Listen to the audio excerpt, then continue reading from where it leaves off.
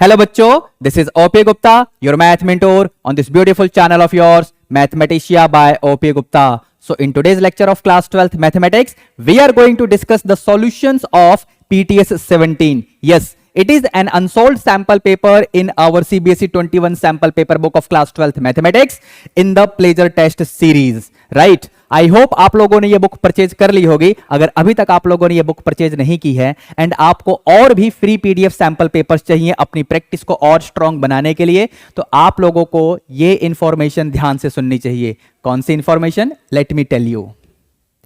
जैसा कि आप स्क्रीन पे देख पा रहे होंगे, अगर आपको पीटीएस 21 से लेकर पीटीएस 27 तक के फ्री पीडीएफ सैंपल पेपर्स चाहिए तो आप इस क्यूआर कोड को स्कैन कर सकते हैं। क्यूआर कोड को स्कैन करते ही you will be directed to our official website, जहां पर आपको फ्री पीडीएफ का डायरेक्ट एक्सेस मिल जाएगा। मोर ओवर, अगर आप पीटीएस 1 से लेकर पीटीएस 20 तक के सैंपल पेपर्स को एक्सेस करना चाहते हैं तो उसके लिए आप लोग हमारी सीबीएसई 21 सैंपल पेपर बुक को परचेज कर सकते हैं। इस बुक को परचेज करने के लिए अमेजॉन एंड फ्लिपकार्ट के लिंक आपको वीडियो के डिस्क्रिप्शन बॉक्स में मिल जाएंगे। एक बात और आपको बता देता हूं, अगर आप इस बुक को डिस्काउंटेड प्राइस पर ऑर्डर करना चाहते हैं तो हमें गिवन व्हाट्सएप नंबर पे भी डायरेक्टली कॉन्टेक्ट कर सकते हैं। ठीक है बच्चों, so we are on mission, math mission. मुझे पूरी उम्मीद है कि आप लोगों ने इस चैनल को सब्सक्राइब तो कर ही लिया होगा। अगर नहीं किया है सब्सक्राइब तो फटाफट सब्सक्राइब करके बेल नोटिफिकेशन को भी प्रेस कर लेना, ताकि हर इंपॉर्टेंट वीडियो की अपडेट आप लोगों को टाइम टू टाइम मिलती रहे। मोर ओवर, आप इस पर्टिकुलर वीडियो को लाइक करके अपने सभी क्लासमेट्स को भी शेयर कर देना। ठीक है बच्चों, अब आगे बढ़ते हैं और आज की क्लास फाइनली शुरू कर लेते हैं। So here we have PTS 17. Let's start the discussion of the solution of every question from section A. This section is going to carry 20 questions which are based on MCQ type. Every question will carry 1 mark each. ठीक है बेटा, तो start करते हैं question 1 से। If P of not A is given as 0.7, P of B दे रखा है and P of B with respect to A ये भी दे रखा है। आपको P of A intersection B इसकी वैल्यू निकालनी है। P of not A का मतलब क्या हुआ, ध्यान से सुनना। P of not A that means P of A complement दे रखा है ना, which is equal to 1 minus P of A। ना this is equal to 0.7 question में गिवन है, तो यहां से P of A की वैल्यू इजीली निकल जाएगी। P of A कैसे आएगा?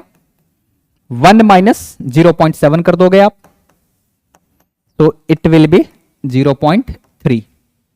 ठीक है बेटा, अब कंडीशनल प्रोबेबिलिटी के फॉर्मूले की हेल्प से P of B with respect to A का मतलब क्या है?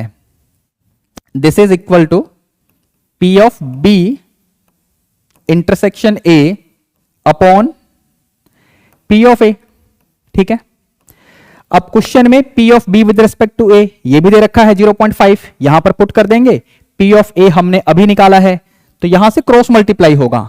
जैसे ही क्रॉस मल्टीप्लाई करोगे you will be getting P of B intersection A is equal to 0.5 into 0.3।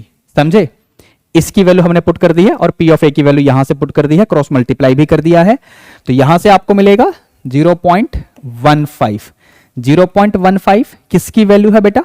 इसकी वैल्यू है, B इंटरसेक्शन A के प्रोबेबिलिटी की वैल्यू है। इसे आप P of A intersection B भी कह सकते हो, क्योंकि A इंटरसेक्शन B या B इंटरसेक्शन A बिल्कुल सेम होता है। तो यहां पर ऑप्शन सी सही हो जाएगा क्वेश्चन 1 के लिए। ध्यान से देखो, क्वेश्चन 1 का पूरा सॉल्यूशन आपके सामने है, मैंने करेक्ट ऑप्शन को भी मार्क कर दिया है। ठीक है बच्चों, आगे बढ़ेंगे क्वेश्चन नंबर 2 की तरफ। क्वेश्चन नंबर 2 में क्या बोला हुआ है बच्चों? सो क्वेश्चन नंबर 2 में बेसिकली आपको एक मैट्रिक्स A दे रखा है। ये जो रिप्रेजेंटेशन है, this representation is used for diagonal matrix, यानी सिर्फ डायगोनल के एलिमेंट आपको दिख रहे हैं। ठीक है, क्योंकि 3 एलिमेंट है, मतलब जो मैट्रिक्स होगा वो 3x3 का होगा। डायगोनल मैट्रिक्स स्क्वायर मैट्रिक्स होता है, समझ गए? ऐसे ही मैट्रिक्स बी भी डायगोनल मैट्रिक्स ही है। आपको इसकी वैल्यू निकालनी है A स्क्वायर इंटू B। तो एक काम करते हैं बेटा, मैट्रिक्स A का स्क्वायर अगर लिखेंगे तो इसका मतलब है A इंटू A, और मैट्रिक्स A को एक्सपेंडेड फॉर्म में लिखेंगे तो क्योंकि आपको यहां पर सिर्फ डायगोनल के एलिमेंट्स दिख रहे होंगे तो बाकी सभी एलिमेंट तो जीरो होंगे, नॉन डायगोनल एलिमेंट्स जीरो होंगे। किसी भी डायगोनल मैट्रिक्स की बात हो रही है तो उसके डायगोनल एलिमेंट्स दिखेंगे, बाकी सभी एलिमेंट जीरो होंगे। ठीक है, वैसे क्या डायगोनल एलिमेंट्स भी जीरो हो सकते हैं? क्या हर पोजीशन पे जो डायगोनल एलिमेंट्स हैं ये भी जीरो हो सकते हैं किसी डायगोनल मैट्रिक्स में? इसका जवाब देना मुझे कमेंट करके।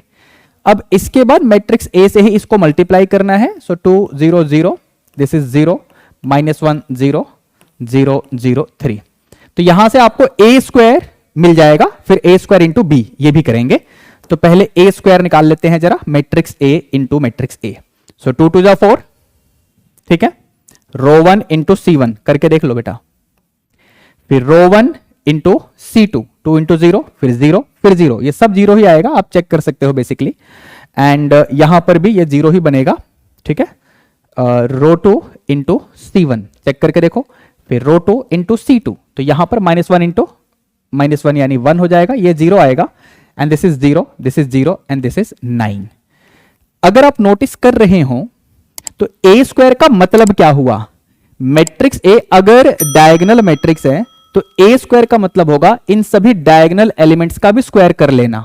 तो वही तो किया है मैंने, आप चेक कर लो, एक्चुअल मल्टीप्लीकेशन से बोल दो या फिर जो शॉर्टकट मैंने आपको बताया उससे भी कर सकते हो। अब हम ए स्क्वायर इंटू बी करेंगे, तो यहां पर ए स्क्वायर का मतलब क्या है? यही है, ठीक है, इंटू मैट्रिक्स बी, ऊपर दिख रहा होगा आपको, यहां पर मैट्रिक्स बी दे रखा है, -1 0 0 0 3 0 0 0 2। अब यहां मल्टीप्लीकेशन शुरू करते हैं बेटा, करो जरा। रो 1 इंटू C1 क्या आया? -4। रो 1 इंटू C2 0 आएगा, ये भी 0 ही आएगा। ठीक है, यानी जो नया मैट्रिक्स आने वाला है इसके इक्वल जो आएगा, ए स्क्वायर इंटू बी के इक्वल आएगा, उसमें जो डायगोनल एलिमेंट्स होंगे उसका पहला एलिमेंट -4 होगा। तो इसका मतलब अगर आप ऑप्शन बी वाले को ध्यान से देखें तो यहां पर आपको -4 दिख रहा होगा, यानी इस क्वेश्चन के लिए ऑप्शन बी ही ठीक होगा। लेकिन चलिए इसको कंप्लीट कर लेते हैं। अब यहां से रो 2 इंटू C1 कर लो तो ये 0 ही आएगा, चेक करके देख लो आप। फिर रो 2 इंटू C2 करो तो ये 3 आएगा, और यहां पर 0, रो 2 इंटू C3। ठीक है, फिर ऐसे ही रो 3 इंटू C1 0, ये भी 0 ही रहेगा, एंड 9 2 18। तो इस रिप्रेजेंटेशन को हम ऐसे भी लिख सकते हैं डायगोनल मैट्रिक्स के लिए, सिर्फ डायगोनल के एलिमेंट्स यहां पर लिखने हैं, -4 3 18। ठीक है बेटा, तो यही ऑप्शन बी में लिखा हुआ है, आप देख सकते हैं, मैंने आपके लिए यहां पर सॉल्व कर दिया है। एक बात, दूसरी बात, यहां पर शॉर्टकट क्या डिस्कस हुआ था, अगर ए स्क्वायर निकालना है या ए क्यूब निकालना हो तो किस तरीके से मैंने डिस्कस किया था, ध्यान रखना उसको। ठीक है, चलिए आगे बढ़ेंगे, क्वेश्चन नंबर 3 की तरफ चलते हैं। So here we have question number 3 for all of you। क्या बोला हुआ है? For the adjacent diagram shown, ये डायग्राम है आपके सामने, which of the following is true? Vector AB plus vector BC plus vector CA is equal to 0। Vectors का sum करते हैं तो रिजल्ट में आपको कोई स्केलर क्वांटिटी नहीं मिल सकती, रिजल्ट में आपको वेक्टर क्वांटिटी ही मिलेगी। ये 0 एक नंबर है जो कि स्केलर क्वांटिटी है, मतलब ऑप्शन ए तो वैसे ही ठीक नहीं होगा। आपको बताना है which of the following is true. ठीक है, अच्छा, ऑप्शन बी में है vector A B plus vector A C is equal to vector B C. तो यहां पर देखते हैं जरा कैसे हो रहा है, vector A B plus vector B C plus vector C A, मतलब ये सेम सेंस ऑफ डायरेक्शन है। सो इन दैट केस अगर इन तीनों वेक्टर्स को हम ऐड करेंगे ना, इन तीनों को ऐड करेंगे तो ये नल वेक्टर आना चाहिए, समझ गए? तो ऐसा ऑप्शन डी में ही आपको दिख रहा होगा, यानी इस क्वेश्चन के लिए ऑप्शन डी सही हो जाएगा। ऑप्शन बी और ऑप्शन सी सही नहीं हो सकते हैं। ऑप्शन ए के बारे में क्या बताया था उसको भी याद रखना, sum of vectors will always be a vector quantity. ठीक है, नॉट अ स्केलर क्वांटिटी। आगे बढ़ेंगे क्वेश्चन 4 की तरफ। So now we have question number 4 here for all of you। इसमें क्या बोला हुआ है, this function is continuous at x equal to 0। तो आपको k की वैल्यू बतानी है बच्चों। ठीक है, क्योंकि फंक्शन 0 पे कॉन्टिन्यूअस है इसलिए f of 0 will be equal to this limit value of the function fx। ठीक है, अब यहां पर अगर आप फंक्शन का डेफिनेशन चेक करें तो जब x 0 है तो फंक्शन का वैल्यू k है, यानी f 0 मिल गया। अब हमें लिमिट इवेल्युएट करना पड़ेगा, ये बात ध्यान रखना कि यहां पर आप एमसीक्यू सॉल्व कर रहे हैं, इसलिए एलएचएल आरएचएल के चक्कर में मत पड़ना। यहां से जब x नॉट इक्वल टू 0 है तो यहां से फंक्शन की वैल्यू ली जाएगी for the limit evaluation which is e की पावर 3x माइनस e की पावर नेगेटिव 5x। ध्यान रखना बेटा, ठीक है। अब यहां पर मैं क्या करूंगा, ध्यान से देखिए, न्यूमरेटर में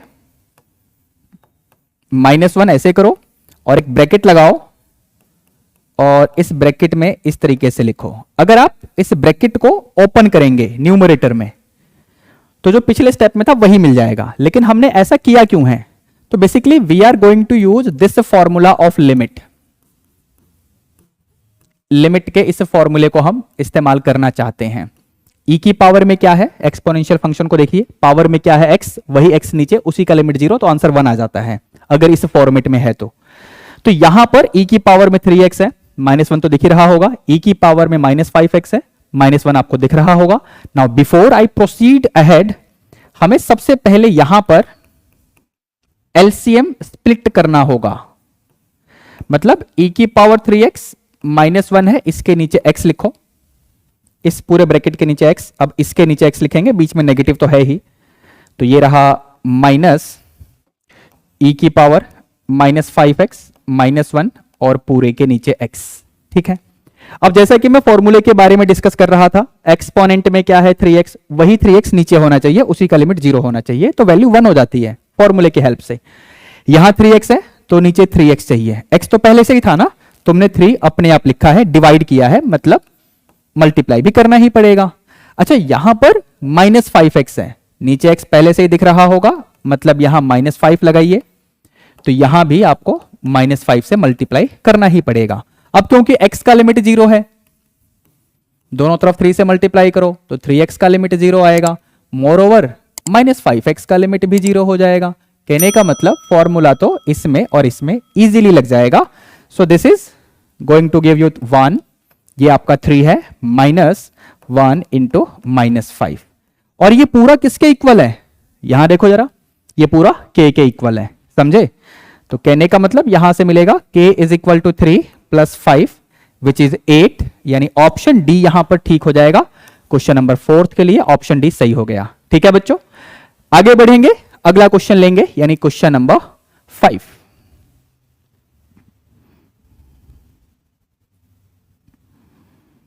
सो here we have question number 5। इस इंटीग्रल की वैल्यू क्या आएगी आपको यह बताना है। तो यहां पर अगर आप exponent x plus cot inverse x को सब्स्टिट्यूट कर दो, मान लो इसे मैं t मान लेता हूं, ठीक है। तो यहां से डेरिवेटिव करेंगे तो x का तो 1 हो जाएगा, और कॉट इनवर्स x का नेगेटिव होता है, basically negative 1/1 + x²। So this is dx is equal to dt। इस ब्रैकेट के अंदर एलसीएम लोगे ना तो 1 + x² - 1, यानी x² over this into dx is equal to dt, ऐसा मिलेगा आपको बच्चों, ठीक है। अब इसे पूरे को यहां पर देखिए, तो इंटीग्रल में क्या होगा, e की पावर में ये जो पूरा है आपने अभी माना है t, ये पूरा x²/1 + x² dx क्या बन गया, तो dt। अब e की पावर t मतलब e की पावर t प्लस c। अब t क्या था बच्चों, t क्या था जो आपने सब्स्टिट्यूट किया, यानी e की पावर में x plus cotangent inverse x plus में c। अब ये कौन से ऑप्शन में है, e की पावर में x plus cot inverse x plus c, यानी ऑप्शन बी को चेक करिए, question 5, option B is absolutely correct. सही है बच्चों। एक बात और ध्यान से सुनना, क्या इस क्वेश्चन में आप ये भी सब्स्टिट्यूट कर सकते हो, put e to the power x plus cot inverse x, इस पूरे को ही t पुट कर सकते हैं इस क्वेश्चन में, यस और नो, ये आप मुझे कमेंट करके बताना। ठीक है बच्चों, इस क्वेश्चन में इस सब्स्टिट्यूशन से मैंने किया, इस सब्स्टिट्यूशन से भी कर सकते हैं या नहीं, ये मुझे कमेंट करके बताना। ठीक है, आगे बढ़ेंगे, क्वेश्चन नंबर 6 की तरफ चलते हैं बच्चों। So now we have question number 6। क्या बोला हुआ है, order and the degree of this differential equation are respectively. Order तो 4 है, ऑर्डर तो 4 है, एंड डिग्री डिफाइंड नहीं है। डिग्री डिफाइंड क्यों नहीं है? क्योंकि जो डेरिवेटिव टर्म है वो साइन फंक्शन के एंगल में है। यहां देखो, ये थर्ड ऑर्डर का जो डेरिवेटिव है ये साइन फंक्शन के एंगल में चला गया, तो डिग्री डिफाइंड नहीं होगा। ऑर्डर मैंने बता दिया है, हाईएस्ट ऑर्डर डेरिवेटिव यहां पर आपको दिख गया होगा, d4y अपॉन dx4। समझ गए? फोर्थ ऑर्डर का डेरिवेटिव है तो ऑर्डर मिल गया, डिग्री डिफाइंड नहीं है, यानी ऑप्शन सी क्वेश्चन नंबर 6 के लिए सही है बेटा। ठीक है, क्वेश्चन नंबर 7 में क्या बोला हुआ है? The common region determined by all the linear constraints in an LPP is called the feasible region बोलते हैं, यानी ऑप्शन बी क्वेश्चन नंबर 7 के लिए ठीक हो जाएगा। बिना सॉल्व करे ही सीधा आंसर आ रहा है क्वेश्चन नंबर 7 में, या क्वेश्चन नंबर 6 में भी एनालाइज ही तो करना था। ठीक है, चलिए आगे बढ़ेंगे, क्वेश्चन नंबर 8 की तरफ चलते हैं बच्चों। So here we have question number 8। यहां पर वेक्टर ए वेक्टर बी इनके मैग्नीट्यूड्स की वैल्यू दे रखी है, फिर ए डॉट बी भी दे रखा है आपको, वेक्टर ए और वेक्टर बी का डॉट प्रोडक्ट दे रखा है। Acute angle between the vectors A and B, ये क्या होगा? सीधा सा फॉर्मूला है बेटा, कॉस थीटा क्या होता है? A vector dot B vector upon vector A का मैग्नीट्यूड अपॉन वेक्टर बी का मैग्नीट्यूड। ठीक है, इनकी वैल्यूज आपके पास ऑलरेडी गिवन है, तो ये 3, इसकी वैल्यू 1 और इसकी वैल्यू 6, यानी 3/6 दैट इज 1/2। अब कॉस थीटा अगर हाफ है तो थीटा आपका आएगा π/3। π/3 is there in option D. सबसे लास्ट वाला ऑप्शन चेक करिए, क्वेश्चन नंबर 8 का ऑप्शन डी सही हो जाएगा। ठीक है बच्चों, अब आगे बढ़ते हैं, क्वेश्चन नंबर 9 को देखते हैं। क्वेश्चन 9 में क्या बोला हुआ है? क्वेश्चन 9 में आपको एक फंक्शन दे रखा है और आपसे पूछा हुआ है कि यह फंक्शन डिक्रीज किस इंटरवल में करेगा। मतलब यहां पर हमें डिफरेंशिएशन का सहारा लेना पड़ेगा। एप्लीकेशन ऑफ डेरिवेटिव इस चैप्टर का क्वेश्चन है ये। तो यहां पर x बाहर इसका डेरिवेटिव करेंगे, सो 2 टाइम्स x माइनस 3। ठीक है, चेन रूल से होगा यहां पर डेरिवेटिव, और x माइनस 3 का करोगे तो 1 आएगा, उसको मैं शो नहीं करूंगा। x माइनस 3 का होल स्क्वायर बाहर और x का डेरिवेटिव 1। ठीक है, समझ गए? प्रोडक्ट रूल भी लगा है, बट चेन रूल का भी हमने इस्तेमाल किया है इस क्वेश्चन में। अब इस पूरे में से आप नोटिस करें तो x माइनस 3 कॉमन आएगा, तो यहां पर बचेगा 2x और यहां पर x minus 3। So basically this will B 3x minus 3, यानी 3 टाइम्स x माइनस 1 और ये x माइनस 3, ऐसे। ये आपका f डैश x है। तो अगर हम इसे 0 के इक्वल रखें तो यहां से x की वैल्यू 1 आएगी और 3 आएगी। ये आपका पॉलिनोमियल फंक्शन है, मतलब डोमेन तो रियल नंबर ही होगा। तो यहां पर एक 0.1 और एक 0.3 हमने ऑलरेडी निकाला है, डेरिवेटिव को 0 के इक्वल रखकर क्रिटिकल पॉइंट।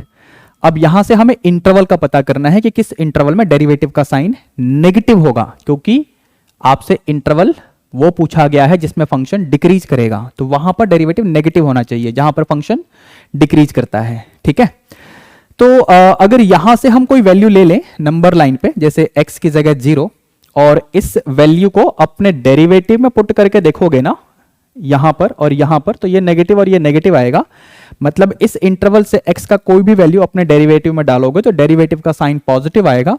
जहां पर डेरिवेटिव का साइन पॉजिटिव आता है वहां पर फंक्शन का नेचर इंक्रीजिंग होता है, तो इससे बात नहीं बनेगी। यहां से अगर आप कोई नंबर ले लो, फॉर एग्जांपल 2 ले लो, तो अगर x की जगह 2 डालोगे तो यहां से पॉजिटिव आएगा बट यहां से नेगेटिव आएगा। So positive into negative is negative, मतलब यहां पर डेरिवेटिव का साइन नेगेटिव आएगा। अगर डेरिवेटिव का साइन किसी इंटरवल में नेगेटिव आ रहा है तो उस इंटरवल में फंक्शन डिक्रीजिंग नेचर शो करता है। मतलब यहां पर अगर मैं इंटरवल देखूं डिक्रीजिंग के लिए तो ये वाला बनना चाहिए, यानी इस क्वेश्चन का ऑप्शन बी सही होना चाहिए। लेकिन जरा इसको भी एनालाइज कर लो, यहां से कोई भी नंबर ले लो, इस इंटरवल से 3 से लेकर इंफिनिटी वाले इंटरवल में से मैंने कोई नंबर ले लिया 4 को डेरिवेटिव में डाल के देखो, पॉजिटिव और ये भी पॉजिटिव, मतलब इस इंटरवल में डेरिवेटिव का साइन पॉजिटिव आएगा, मतलब फंक्शन का नेचर डिक्रीजिंग नहीं होगा, इंक्रीजिंग होगा। ठीक है बेटा, फिलहाल जो पूछा गया था उसके लिए मैंने करेक्ट ऑप्शन आपको बता दिया है, ऑप्शन बी ठीक हो जाएगा क्वेश्चन नंबर 9 के लिए। आगे बढ़ेंगे क्वेश्चन नंबर 10 की तरफ।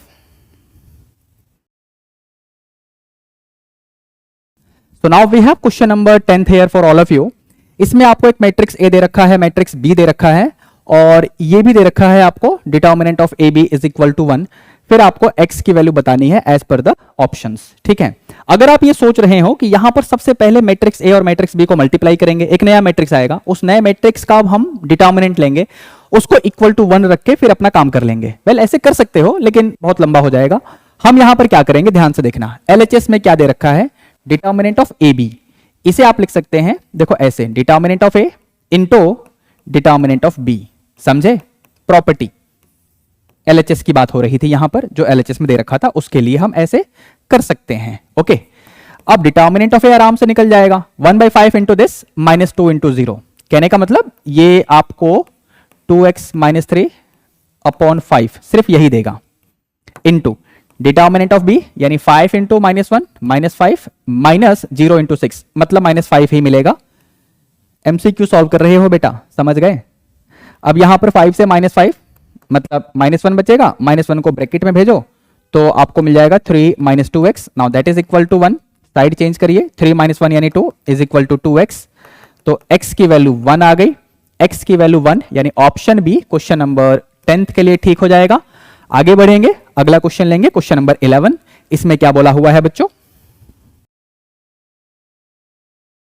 सो now we have question number 11 here. इसमें बोला हुआ है the maximum value of z is equal to 3x plus 4y subject to these constraints. तो यहां पर सबसे पहले हमको ग्राफ प्लॉट करना पड़ेगा। तो ग्राफ जैसा कि आप देख रहे होंगे स्क्रीन पे आ चुका है। अब इस ग्राफ के अकॉर्डिंग जो फिजिबल रीजन है उसके कॉर्नर पॉइंट्स क्या बन रहे हैं, ओरिजिन यानी O, A एंड B। तो O मतलब 0,0, ठीक है, A मतलब 0,1, कोऑर्डिनेट्स लिख रहा हूं मैं कॉर्नर पॉइंट के लिए, और B का मतलब 1,0। ठीक है बच्चों, अब इसके लिए हम Z की वैल्यू निकाल लेंगे। तो यहां पर Z आपका 0 ही बनेगा, चेक करके देखो। इसमें आप देखोगे तो Z निकालोगे 3 इंटू 0 प्लस 4 इंटू 1 यानी 4 आएगा। फिर यहां पर आप Z निकालोगे तो 3 इंटू 1 यानी 3 ही आएगा। आपको मैक्सिमम वैल्यू बतानी है, तो मैक्सिमम वैल्यू इसमें कौन सी है, तो 4 है, यानी ऑप्शन बी वाला यहां पर ठीक हो जाएगा। क्वेश्चन नंबर 11th का ऑप्शन बी सही हो जाएगा बच्चों। ठीक है, आगे बढ़ेंगे, अगला क्वेश्चन लेते हैं, question number 12th। Now we have question number 12th here for all of you. यहां पर एक मैट्रिक्स ए दे रखा है और आपको डिटर्मिनेंट वैल्यू निकालनी है इसके लिए, डिटर्मिनेंट ऑफ एडजॉइंट ऑफ ए। अब ध्यान से सुनना, मैं कैसे करूंगा, या तो मैट्रिक्स ए का एडजॉइंट निकालोगे आप, एक नया मैट्रिक्स आएगा उसका डिटर्मिनेंट निकालोगे, ऐसे कर सकते हो लेकिन बहुत लंबा हो जाएगा। मैं कैसे करने वाला हूं ध्यान से सुनना। बट उससे पहले एक बात और भी है, ये जो मैट्रिक्स है स्क्वायर मैट्रिक्स है, नो डाउट इन दैट, लेकिन ये डायगोनल मैट्रिक्स भी है और ये स्केलर मैट्रिक्स भी है। समझ गए या नहीं समझे, ठीक है। अब एक्चुअली में अगर ये डायगोनल मैट्रिक्स है तो किसी भी डायगोनल मैट्रिक्स का डिटर्मिनेंट अगर आप लिखते हैं तो सिर्फ डायगोनल के एलिमेंट्स को ही मल्टीप्लाई करना होता है, यानी m into m into m। Question में देख लो ना डायगोनल एलिमेंट्स क्या हैं, तो ये बन जाएगा m³। ठीक है, इतना डन। अब एडजॉइंट ऑफ a का डिटर्मिनेंट, इसे हम लिख सकते हैं डिटर्मिनेंट ऑफ a की पावर 3-1। फॉर्मूला समझ गए आप लोग, ठीक है। तो ये बन जाएगा डिटर्मिनेंट ऑफ a की पावर में 2, दैट मीन्स m³ का स्क्वायर यानी m की पावर 6। m की power 6 is there in the second option, option B सही हो जाएगा क्वेश्चन नंबर 12th के लिए। ठीक है बच्चों, आगे बढ़ते हैं, क्वेश्चन नंबर 13th में देखते हैं। क्वेश्चन 13th में हम किस तरीके से एक्सप्लेन करेंगे इस क्वेश्चन को। So in question number 13 we have been given if A is a skew symmetric matrix, matrix A skew symmetric matrix है, then A square कैसा मैट्रिक्स होगा। वेल ध्यान से सुनना, अगर मैट्रिक्स A skew symmetric है तो मैट्रिक्स A का ट्रांसपोज किसके इक्वल होगा, -A के इक्वल होगा। इसे आप ऐसे भी कह सकते हो कि A is equal to -A transpose. ठीक है, आपको यहां पर ए स्क्वायर के बारे में बात करनी है, तो एक काम करिए, इसे आप मैट्रिक्स P एज्यूम कर लो। ठीक है, इसमें हम दोनों तरफ ट्रांसपोज ले लेंगे। ए स्क्वायर का मतलब A इंटू ए भी होता है, ठीक है। तो अगर आप इसमें ट्रांसपोज अप्लाई करेंगे, so this will B A transpose into A transpose. A transpose की वैल्यू क्या थी यहां पर आपको दिख रही होगी, माइनस ए इंटू माइनस ए, मतलब ये हो गया ए स्क्वायर। तो यहां से P transpose equal to A square आपने P माना था, मतलब मैट्रिक्स P और मैट्रिक्स P का ट्रांसपोज सेम हो गया। अगर कोई भी मैट्रिक्स अपने ही ट्रांसपोज के इक्वल हो जाए तो वो मैट्रिक्स सिमेट्रिक मैट्रिक्स होता है। यानी यहां पर matrix P that is a square will be a symmetric matrix. तो ऑप्शन डी को अगर आप नोटिस कर रहे हो क्वेश्चन नंबर 13 के लिए, यही ऑप्शन ठीक हो जाएगा। Option D is correct for question number 13। ठीक है बच्चों, आगे बढ़ेंगे, अगला क्वेश्चन देखते हैं, क्वेश्चन नंबर 14। तो we have question number 14 here. इसमें आपको एक मैट्रिक्स ए दे रखा है, आपसे इसकी वैल्यू पूछी गई है a टू द पावर 5। अगर आप सोच रहे हो कि इसमें हम सबसे पहले ए स्क्वायर निकाल लेते हैं, a इंटू ए करने से मिल जाएगा, कोई दिक्कत नहीं है, ऐसे कर सकते हो, ए स्क्वायर मिल जाएगा। फिर ए स्क्वायर इंटू ए स्क्वायर करेंगे, इससे मुझे a की पावर 4 मिलेगा। अब इस a की पावर 4 को अगर मैट्रिक्स A से मल्टीप्लाई करेंगे तो a की पावर 5 मिलेगा। वेल, अगर आप सोच रहे हैं कि इस क्वेश्चन को हम ऐसे करेंगे तो कर सकते हो, बट मैं ऐसे नहीं कराऊंगा। मैं कैसे करूंगा, ध्यान से देखना। यहां पर अगर आप 3 कॉमन ले लें तो यहां 1 0 0 0 1 0 0 0 1 ऐसे बन जाएगा। This is 3 into unit matrix. ये आपका आई मतलब आइडेंटिटी मैट्रिक्स आ गया। A is equal to 3 times I. आपको निकालना है A की पावर 5। तो यहां पर 3 की पावर 5 इंटू आई की पावर 5, आई मतलब यूनिट मैट्रिक्स की पावर में 5, मतलब आई को आई के साथ ही 5 बार मल्टीप्लाई करना है, कोई फर्क नहीं पड़ेगा, यूनिट मैट्रिक्स है, समझ गए। तो सिर्फ इस नंबर पे फर्क पड़ेगा, 3 की पावर 5। अब 3 की पावर 5 का मतलब हुआ 243। सो 243 times unit matrix, 243 times unit matrix. Option A में 243 तो है, लेकिन साथ में मैट्रिक्स ए मल्टीप्लाई हो गया है, मतलब ये तो ठीक नहीं होगा। एक काम करें, इसे हम ऐसे लिखें 81 इंटू 3i, लिख तो सकते हैं, कोई प्रॉब्लम नहीं है। अब 3i का मतलब है मैट्रिक्स ए, ऊपर चेक करो, इक्वेशन फर्स्ट बोल दिया मैंने। सो 81 into A, this is there in option B, 81 times matrix A, समझे। तो यही आपका आंसर हो जाएगा क्वेश्चन नंबर 14 के लिए। ठीक है बेटा, ऑप्शन बी इज करेक्ट। आगे बढ़ेंगे, अगला क्वेश्चन लेते हैं, यानी question number 15। So now we have question number 15 here for all of you. आपको जनरल सॉल्यूशन निकालना है इस डिफरेंशियल इक्वेशन के लिए। तो यहां पर वेरिएबल सेपरेबल टेक्निक से सॉल्व होगा, क्रॉस मल्टीप्लाई करते हैं। 2 minus y into d y is equal to x plus 1 into d x. ठीक है, इंटीग्रेशन शुरू करते हैं। टाइम पास नहीं करना है, क्योंकि एमसीक्यू सॉल्व कर रहे हो, सब्जेक्टिव क्वेश्चन नहीं है। बेमतलब के स्टेप्स के चक्कर में मत पड़ो, बस अपना काम शुरू कर दो। 2 माइनस वाई मतलब क्या बनेगा बेटा, ये this will be 2y minus y square upon 2 is equal to x square by 2 plus 1 का plus x and c that is constant of integration. ठीक है, अब वैसे तो यहां c दे रखा है ऑलरेडी आपके सभी ऑप्शंस में, तो एक काम करो, कांस्टेंट को यहां पर k से रिप्रेजेंट करो, क्योंकि हमें अभी सिंप्लीफिकेशन भी करनी है यहां पर। ठीक है, तो एक काम करते हैं बेटा, पूरे में ना 2 से मल्टीप्लाई कर दो, ये बनेगा 4y minus y square is equal to x square plus 2x plus 2k। अब हम साइड चेंज करेंगे, so it will be x square plus y square, plus में 2x पहले से ही है, ये रहा। ठीक है, और ये 4y वहां जाएगा तो माइनस का 4y, प्लस में 2k है लेकिन उसको मैं c लिख दूंगा, is equal to 0। Let me mention where c is used for 2k। अब k कांस्टेंट है, ट्वाइस k भी कांस्टेंट ही होगा। ठीक है, यहां से मैंने c को क्यों हटाया था, अगर आप समझ गए हो तो अच्छी बात है, क्योंकि आपके हर ऑप्शन में c आपको दिख रहा होगा, मतलब हमें कांस्टेंट ऑफ इंटीग्रेशन को किसी और सिंबल से रिप्रेजेंट करना ही पड़ेगा। ठीक है, अब इसके अकॉर्डिंग कौन सा ऑप्शन है बेटा, x square plus y square, यानी ऑप्शन ए तो गया, x square plus y square यानी ये भी गया, x square plus y square plus 2x minus 4y plus c equal to 0, यानी option C is correct for question number 15। ठीक है बेटा, आगे बढ़ेंगे, अगला क्वेश्चन लेते हैं, यानी question number 16। So now we have question number 16 for all of you.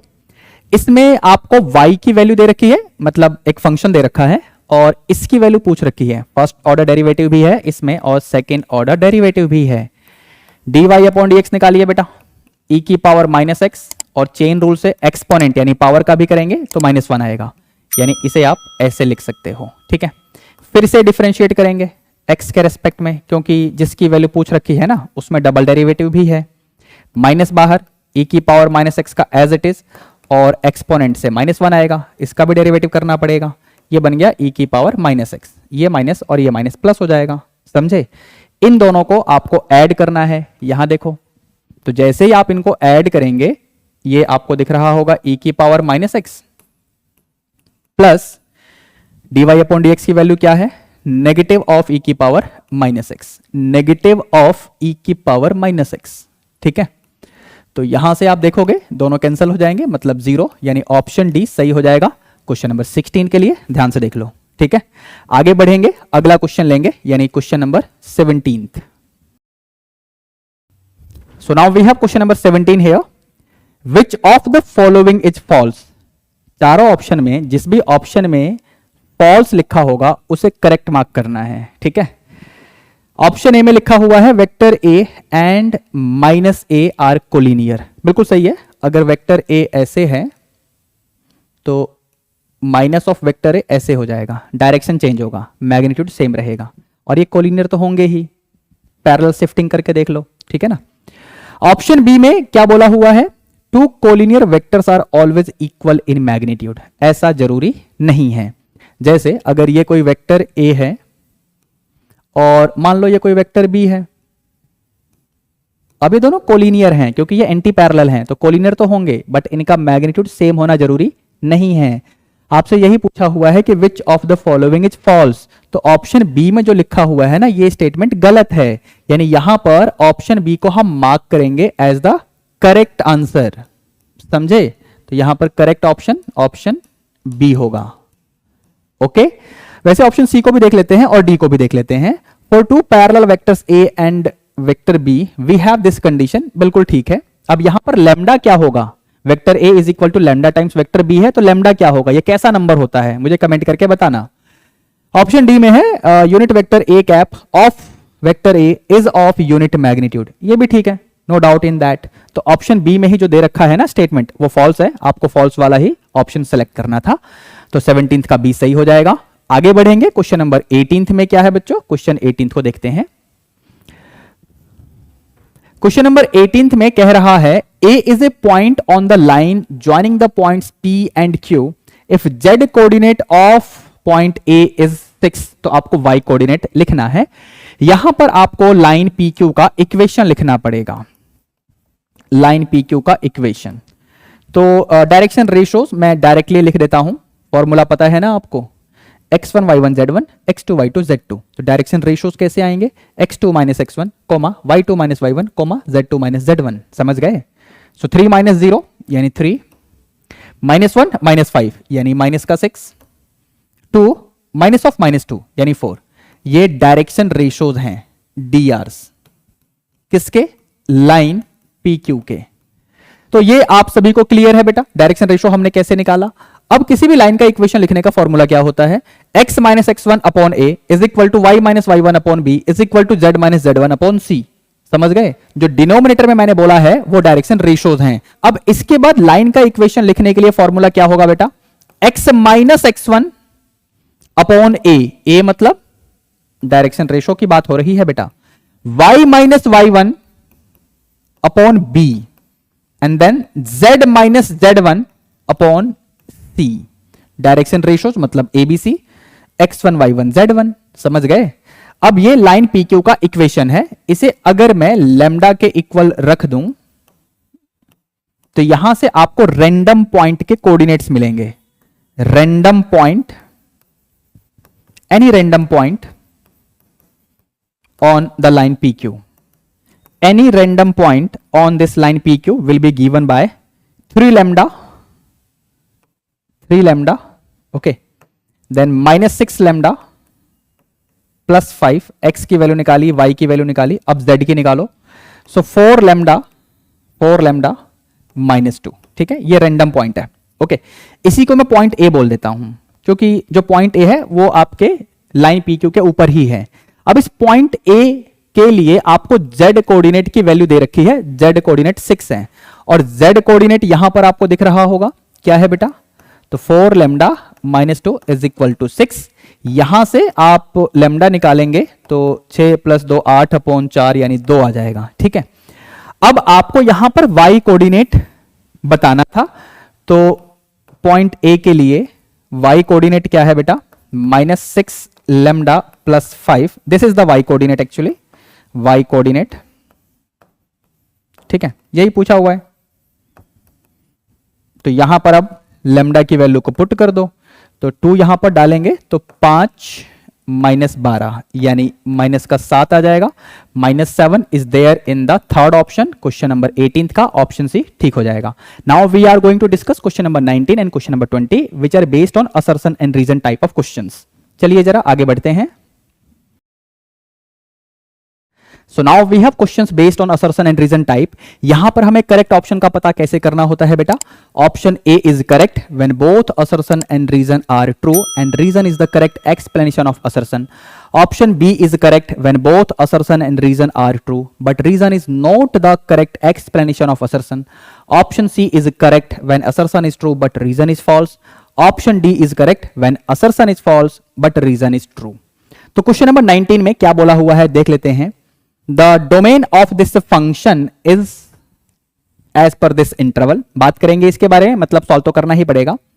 Reason में क्या बोला हुआ है, tan inverse x is defined when x is as per this interval। ये बिल्कुल ठीक है, मतलब रीजन में तो हमें कोई डाउट नहीं है, रीजन इज ट्रू। असर्शन को एक्सप्लेन करने के लिए सबसे पहले आप ध्यान से देखिए मैं क्या कह रहा हूं। This function cos inverse x is defined, this is defined, मैं cos इनवर्स x की बात कर रहा हूं। This is defined when x is as per this interval. ये cos इनवर्स x के बारे में मैंने बताया आपको। आपके क्वेश्चन में जो फंक्शन fx है, इसमें x का काम कौन कर रहा है, 2x माइनस 3। तो कहने का मतलब यहां पर 2x माइनस 3 इस इंटरवल में होना चाहिए, तभी जाके ये फंक्शन fx डिफाइंड होगा, और इसके अकॉर्डिंग जो x के ऊपर इंटरवल बनेगा वो इंटरवल इस फंक्शन fx का डोमेन होगा। चलिए इस इक्वेशन को सॉल्व करते हैं। पूरे में 3 ऐड करेंगे, 3 माइनस 1 यानी 2 हो जाएगा, यहां पर 2x, और क्योंकि आपने 3 ऐड किया है तो 3 प्लस 1 यानी यहां पर 4 आ जाएगा। अब इस पूरी इनइक्वालिटी को 2 से डिवाइड करेंगे। 2 एक पॉजिटिव नंबर है, पॉजिटिव नंबर से मल्टीप्लाई या डिवाइड करने पे इनइक्वालिटी के साइन में कोई भी चेंज नहीं आता। 2/2 यानी 1, 2x/2 यानी x, और 4/2 यानी 2, यानी इंटरवल तो ऐसा बनेगा। आपको दे क्या रखा है, समझ गए। यानी इस क्वेश्चन में अगर डोमेन लिखना होता ना मुझे, तो डोमेन आता x बिलोंगिंग टू ऐसे, या फिर इसको ऐसे रहने दो, कोई दिक्कत नहीं है। इंटरवल के फॉर्म में लिखो, चाहे इन इक्वेशन की फॉर्म में लिखो, इनइक्वालिटी की फॉर्म में लिखो, नो प्रॉब्लम इन दैट। तो डोमेन ये होना चाहिए था, लेकिन दे कुछ और रखा है। दैट मीन्स यहां पर असर्शन का स्टेटमेंट फॉल्स है। अब जैसे ही असर्शन फॉल्स हुआ, रीजन को ट्रू होना ही था, यानी इस क्वेश्चन में ऑप्शन डी सही हो जाएगा क्वेश्चन नंबर 19 के लिए। ठीक है, आगे बढ़ेंगे, क्वेश्चन नंबर 20 की तरफ चलते हैं। क्वेश्चन नंबर 20 में क्या है बच्चों,